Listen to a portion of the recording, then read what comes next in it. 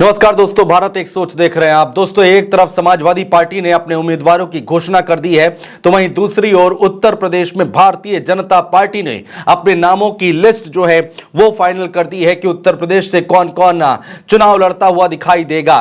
तो इन नामों की चर्चा आज हम आपको करने जा रहे हैं, आपको बताने जा रहे हैं। और क्या यहां पर अब सवाल ये उठ रहा है कि बीजेपी ने जो नाम फाइनल किए हैं वो कितने जिताऊ प्रत्याशी हैं उत्तर प्रदेश में, और यूपी की सीटों में बीजेपी की तरफ से नाम तय कर लिए गए हैं। रात के 2:30 से 3 बजे तक ये बैठक चली है दिल्ली में, जिसमें उत्तर प्रदेश के मुख्यमंत्री योगी आदित्यनाथ भी शामिल हुए थे। और कहा यह जा रहा है कि उत्तर प्रदेश में भारतीय जनता पार्टी ने अपने नाम फाइनल कर दिए हैं।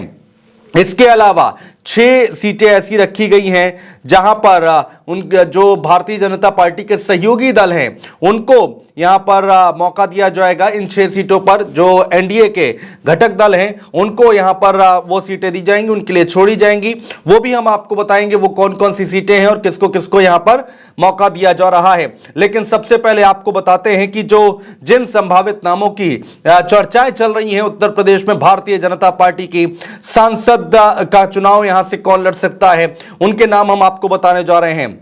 पहला नाम दोस्तों वाराणसी से सामने आया, जो कि प्रधानमंत्री नरेंद्र मोदी यहां से चुनाव लड़ते आए हैं और इस बार भी कहा जा रहा है कि वाराणसी से पीएम मोदी चुनाव लड़ेंगे।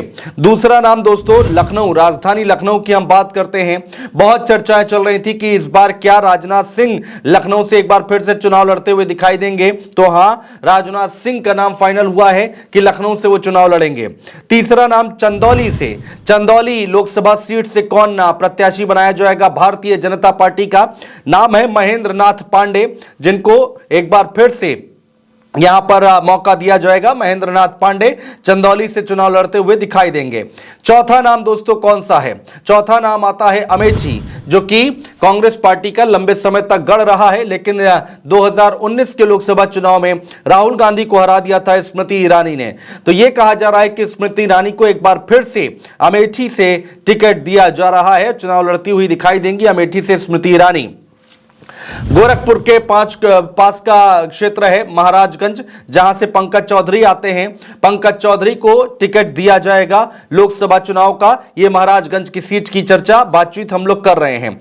छठा नाम दोस्तों कौन सा आता है? छठा नाम है फतेहपुर से। फतेहपुर से कौन चुनाव लड़ेगा? फतेहपुर से कहा यह जा रहा है कि साध्वी निरंजन ज्योति, जिनको टिकट दिया जा रहा है, ये नाम फाइनल होता हुआ दिखाई देगा। इस लिस्ट में ये नाम होगा। फतेहपुर से साध्वी निरंजन ज्योति चुनाव लड़ती हुई दिखाई देंगी। अब दोस्तों आ जाते हैं दिल्ली एनसीआर का इलाका, गौतम बुद्ध नगर, नोएडा, जहां से डॉक्टर महेश शर्मा, एक बार फिर से डॉक्टर महेश शर्मा पर भरोसा जताएगी भारतीय जनता पार्टी, ऐसा कहा जा रहा है। और खबरें निकल कर आ रही हैं दोस्तों पश्चिमी उत्तर प्रदेश में मुजफ्फरनगर की अगर हम बात करते हैं तो मुजफ्फरनगर में संजीव बालियान, जिनको यहां पर टिकट दिया जाएगा 2024 के लोकसभा चुनाव में। ये चर्चाएं हुई हैं, ये चर्चा हुई है, बातचीत हुई है। दिल्ली में एक बड़ी बैठक हुई है भारतीय जनता पार्टी की, उस बैठक में इन नामों पर चर्चा हुई और उसके बाद मुहर लगी है, ऐसी बातें निकल कर आ रही हैं दोस्तों।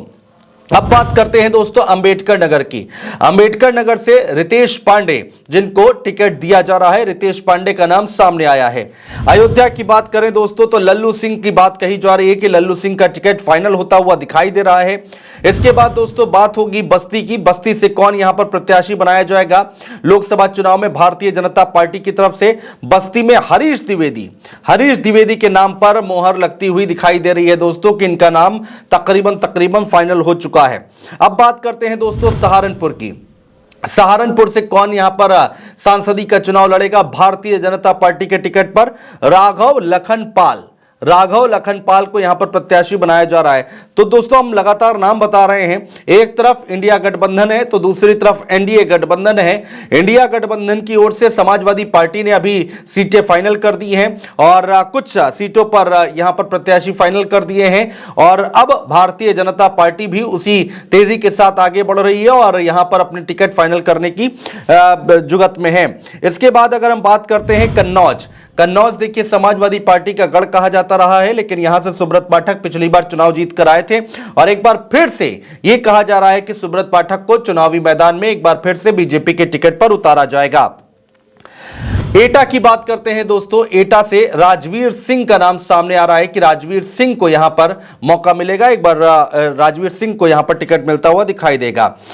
और आखिरी नाम जो कि अभी तक आया है, 15वां नाम, अलीगढ़ की अगर हम बात करते हैं, पश्चिम की हम बात कर रहे हैं, तो सतीश गौतम जो कि अभी भी मौजूदा सांसद हैं, एक बार फिर से सतीश गौतम को टिकट दिया जाएगा। 15 नाम हमने आपको बता दिए हैं दोस्तों। उत्तर प्रदेश में 15 जो लोकसभा सीटें हैं उन पर कौन कौन चुनाव लड़ सकता है, लोकसभा का चुनाव लड़ सकता है भारतीय जनता पार्टी की तरफ से, वो नाम हमने आपको बताए हैं दोस्तों। बहुत शुक्रिया।